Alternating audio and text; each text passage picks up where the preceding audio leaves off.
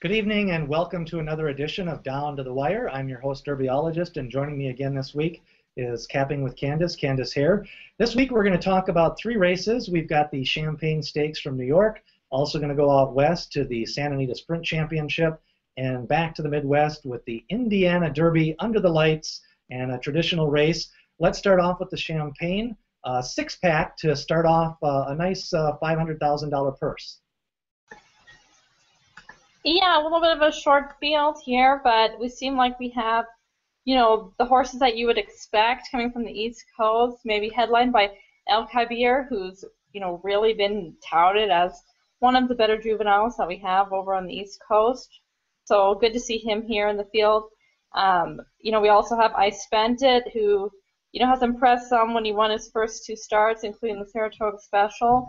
And Daredevil, who of course was, very well meant and very impressive on debut.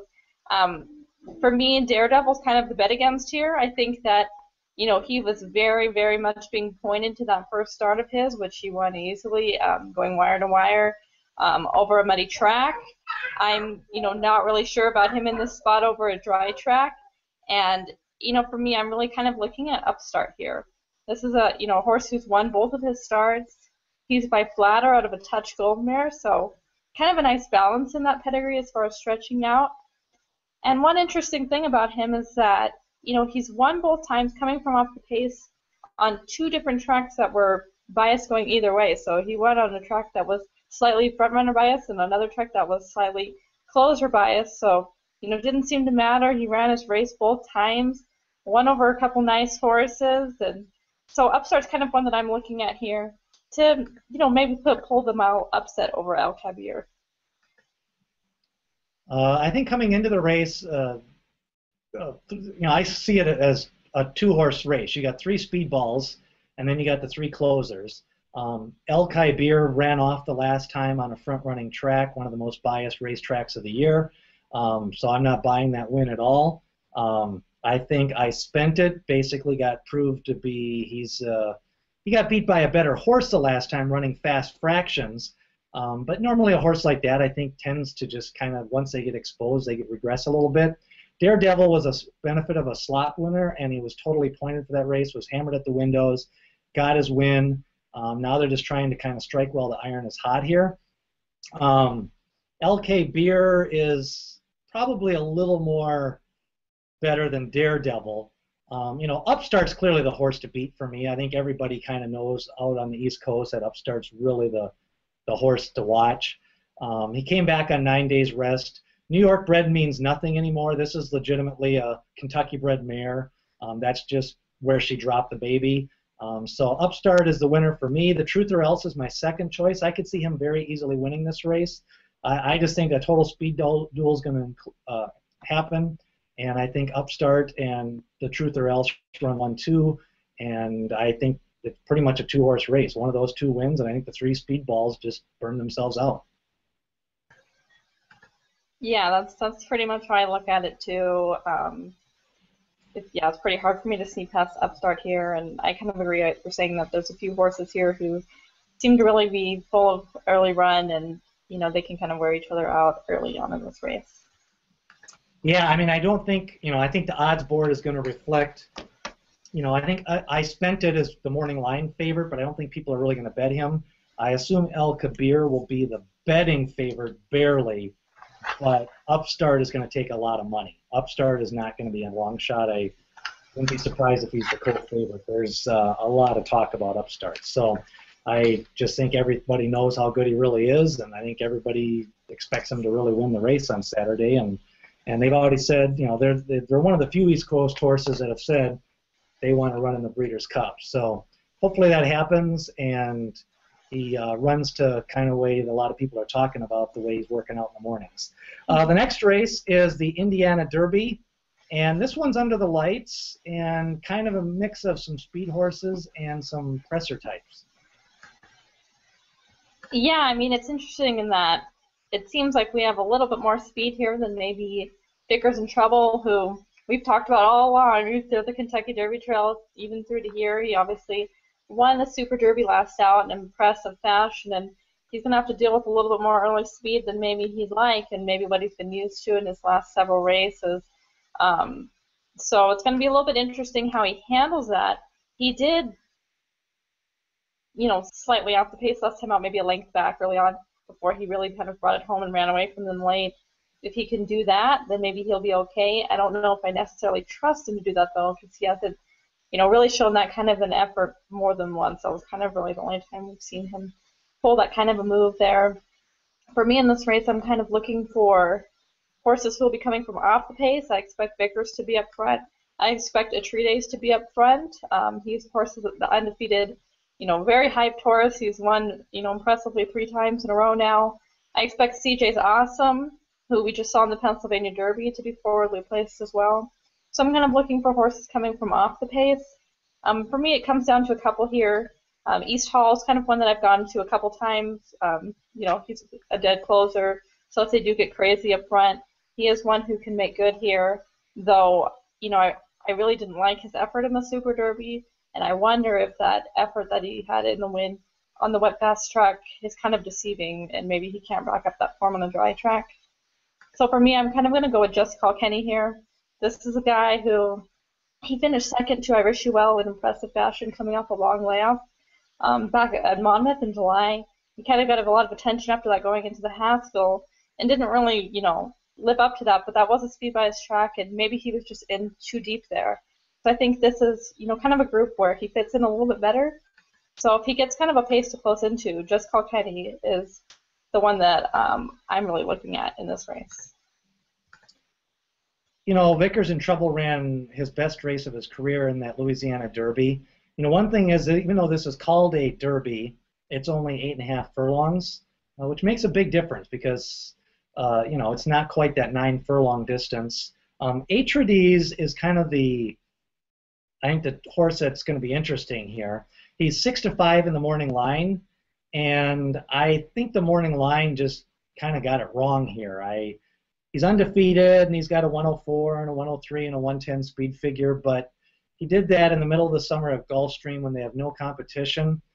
And, the one race he ran like a 108.3, which looks amazing, which it kind of is, but it just seems like if he really ran that fast, he should have won by about 10 or 12 lengths. And so then he's facing either other monsters in the middle of the summer at Gulfstream, or maybe the track was just really that fast. I have really watched this horse ever since day one because I heard about him when he ran that maiden race, and he definitely has some physical issues. There's a reason why he did not make his career debut until July 12th of his 3-year-old season. I think they're trying to get some weak black type because he's a half-brother to Dreaming of Julia, and they want to kind of strike while the iron's hot and somehow make a stallion out of him. But I will be shocked if he runs in the top 3. I just think he's going to go out there. He's going to run for 6 furlongs. He's going to get pressed by proven stakes horses and kind of just expect him to just start backing up and doing the moonwalk on the turn, I guess. So I'm not expecting anything out of Atreides. I just think Vickers in Trouble's a better horse than these guys. Short stretch in the sprint him for the lead, and maybe East Hall, maybe Just Call Kenny, but CJ's Awesome doesn't have the raw speed, and I don't think Atreides is that good. So I think a lot of people think that Atreides is going to run for a mile and burn him out, and I think he's going to put him away by the 4 furlong mark. I definitely couldn't fault you going for Vickers. For me, he would, be my second choice in here, just because he is the class of the skilled. For me, it depends a little on the pace and if he does kind of get pressed early. But like you said, it is 8.5 furlongs, which is much more in his wheelhouse than, even though he won the Super Derby well, I think we'd agree that 8.5 is much more in his wheelhouse than perhaps 9 furlongs is. He gets Rosie and Prodnick, stays aboard, who I think she rode him well last time out and has had a few good rides on him. So, I definitely couldn't fault you there. He would definitely be the one who I'd have second in this race. And I think Vickers another horse that, you got to throw a line through that Derby. Mm-hmm. And then, he lost at Prairie Meadows, but remember that was sloppy and raining that night? Yeah. And nobody, the hard won wire to wire. It was all those goofy closers the whole night.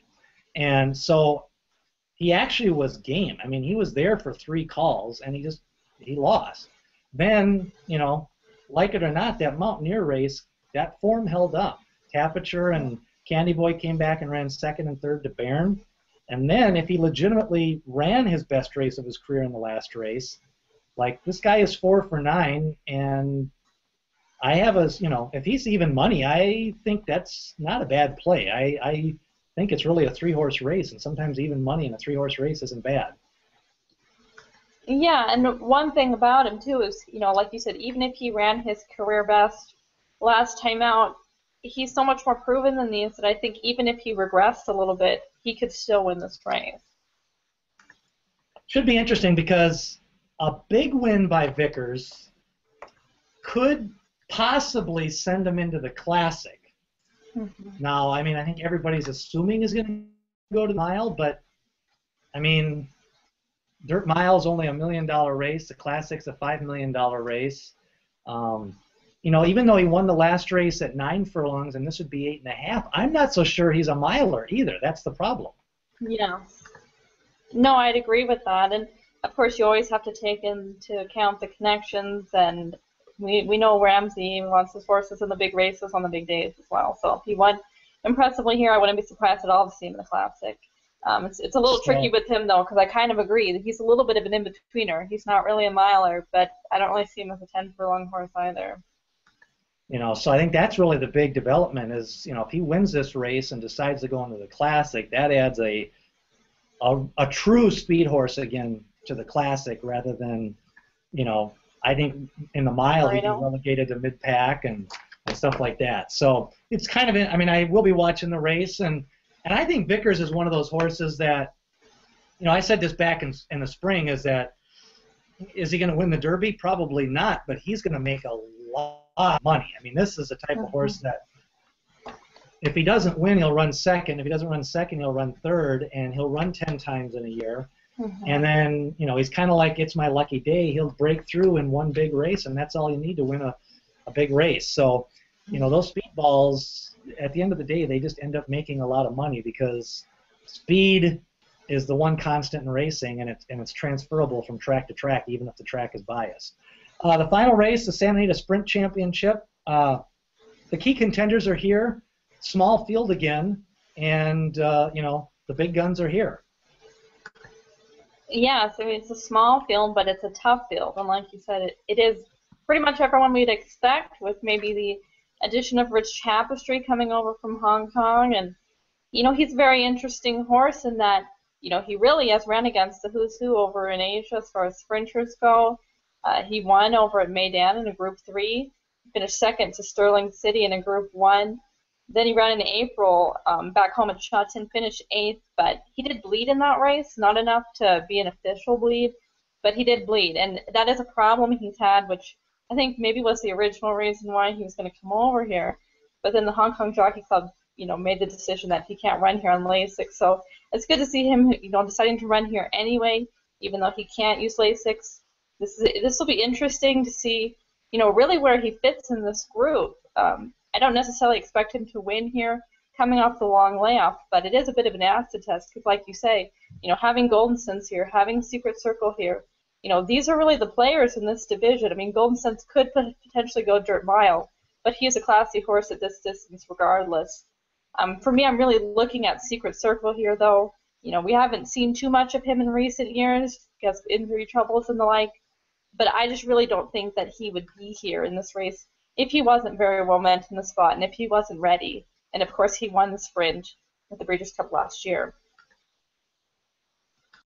Yeah, Secret Circle last year, prep before winning the sprint, he ran a 107.4. Goldie, I think, really is going to run in the mile. Secret Circle, 7 wins and 10 starts with 3 seconds. Goldie, 16 starts, 6 wins, 6 seconds. I mean, they're going to run 1-2, 2-1. Whichever one doesn't win, the other one will run second. I think Secret Circle will win because I think Goldie is going to come get a little bit more off the pace. I think Secret Circle has more 6-furlong speed and he has a better post. Rich Tapestry, I don't think this is not the goal at all. I think they're really just kind of being sporting and they want to run the Breeders' Cup Sprint. Even if he was capable of running with these horses, we're not going to see it in a 6-horse field with those two beasts. I mean, you know, the Dubai race is really irrelevant because it's a straightaway and it's in the desert. The fractions are slower. I think he's going to get 7 or 8 lengths back. I'm not concerned about that. I really just, to me, if Tapestry can run within 7 lengths, that's the only thing I want to see. And then he'll actually get a 12-horse field to run at in the sprint to see what he can do. But Secret Circle doesn't want to go too fast because he is coming off the layoff. So really, it's how much if Goldie doesn't pressure him early, I just assume Secret Circle goes wire to wire. Goldie runs second all the way around. They Secret Circle to the sprint and Goldie to the mile. That's kind of what I'm thinking.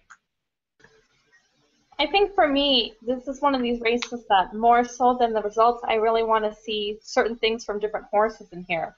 You know, for Secret Circle, I want to see, you know, is he the same horse he's been despite all of these layoffs and all these injury troubles? For Golden Sense, I think I want to see, can he back up the efforts he's had this year? He's had 3 runs, and they've all been huge. I mean, you have to think at some point he's due to regress a little bit. So I want to see if he can hold that form that he's had all year long. And then for Rich Tapestry, like you said, I'm not really concerned about the result. For me, I kind of just want to see how he runs in the race, how he travels, and how he handles the surface. This is his first time running on conventional dirt.